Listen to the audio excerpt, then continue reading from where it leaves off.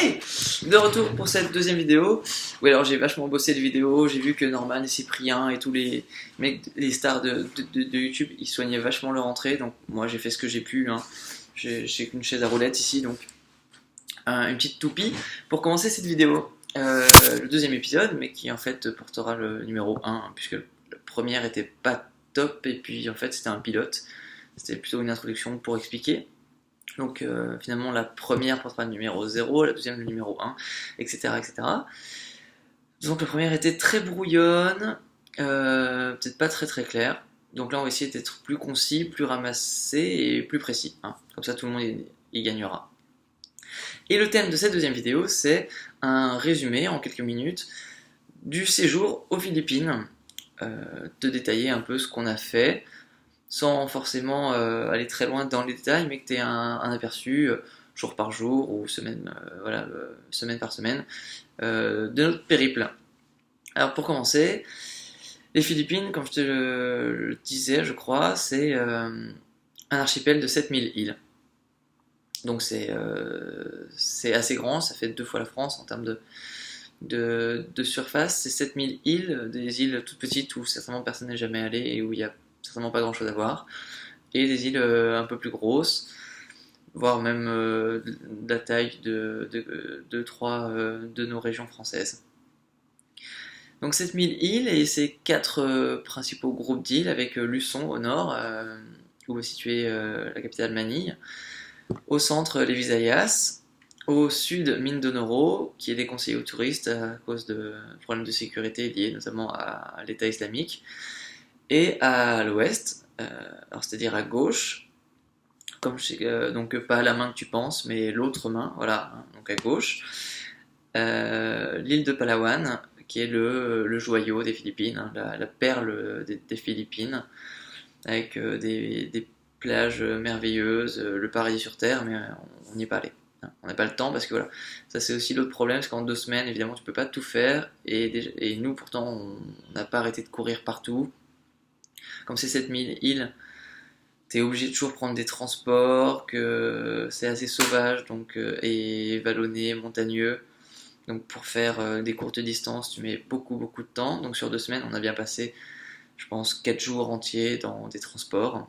Et niveau transport, on a absolument tout fait, hein. Du 2 roues, du 3 roues, du 4 roues, du bus, de l'avion, du bateau, de la pirogue, du cheval, du scooter, du toit de Jeep, enfin on a tout fait, voilà, tout ce qui peut se faire, on l'a fait. Si on avait pu prendre une soucoupe volante, je pense qu'on l'aurait fait.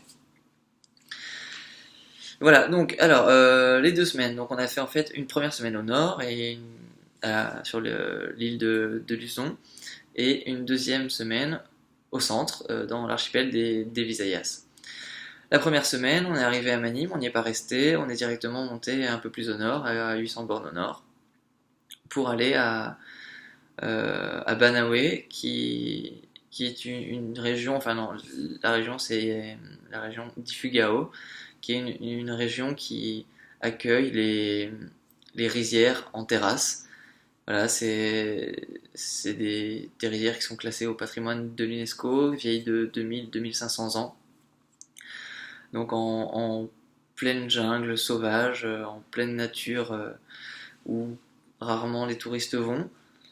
On y a fait une première randonnée de 3 jours sous la pluie battante, non-stop, 24 heures sur 24, donc on était trempés. Mais ça valait vraiment le coup. Le 4e jour, on a quitté cette province pour aller un peu plus au nord, à Sagada, d'où je t'ai écrit un message d'ailleurs.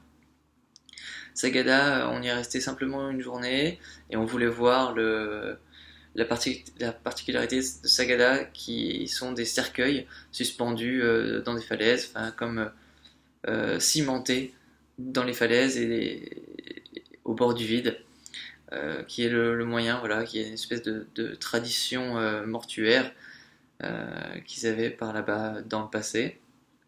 Ensuite, on est monté encore un peu plus au nord pour passer 2 jours à Vigan, qui est une ville à nul autre pareil aux Philippines, qui conserve un fort cœur espagnol, du temps, voilà, des traces, les vestiges de la colonisation espagnole des Philippines, avec vraiment un cœur, le centre-ville, qui ressemble un peu à l'Andalousie, avec des haciendas, ces maisons comme on peut voir dans Zorro. C'était assez sympa.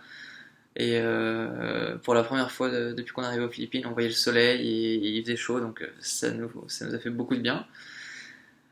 On y est resté 2 jours.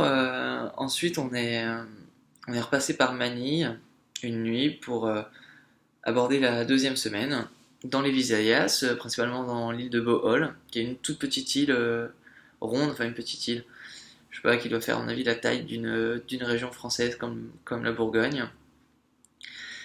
Et là, donc c'est vraiment, on a fait essentiellement nature, plongée et découverte de la jungle en une semaine, parce qu'on y est resté une semaine, même si on est allé un peu dans des îles voisines.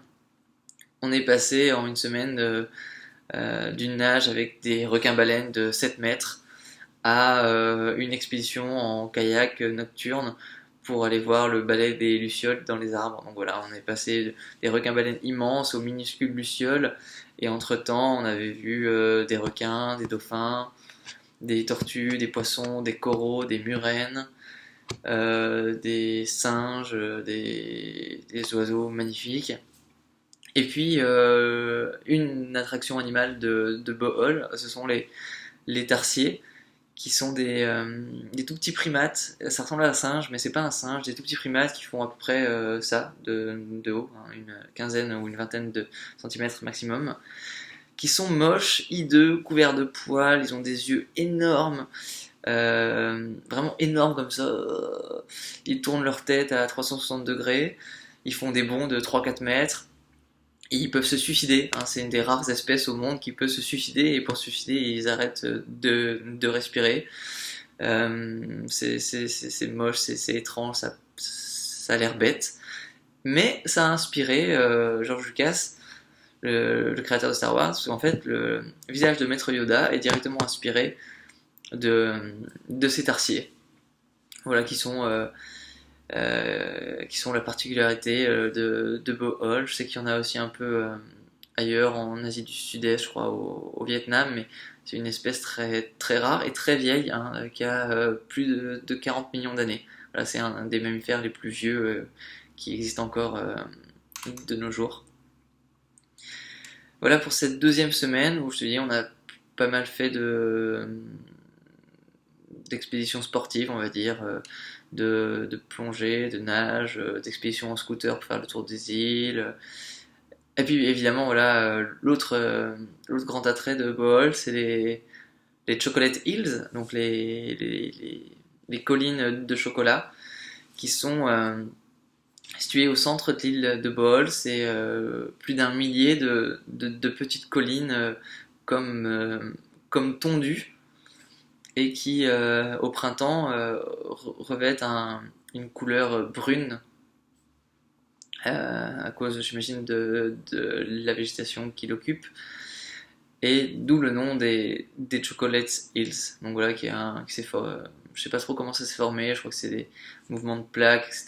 Bon, la légende veut que ce soit les larmes des géants, mais j'opterais plutôt pour la géologie, hein. Voilà pour cette deuxième semaine où là encore on n'a pas arrêté, où on a vu des choses magnifiques.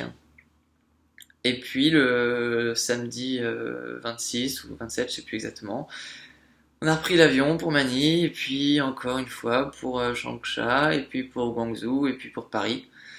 Et je suis rentré en France le 27 ou ouais, le 27 au soir. Fatigué, mais content. Content de ces 2 semaines que j'ai vraiment balayé d'un revers de main, là, en une petite dizaine de minutes. Et je détaillerai peut-être un peu plus, certainement même plus, c'est pas jour par jour, mais certains souvenirs, certaines activités, certains moments forts dans des prochaines vidéos, si cette série continue. Donc j'ai pas soigné la fin encore, hein, j'ai pas encore appris toutes les leçons des grands maîtres de YouTube. Alors pour la fin, qu'est-ce qu'on va faire? Bon, je vais dire salut. Et puis, alors je suis parti dans ce sens, j'essaie de partir dans l'autre sens. Allez, salut!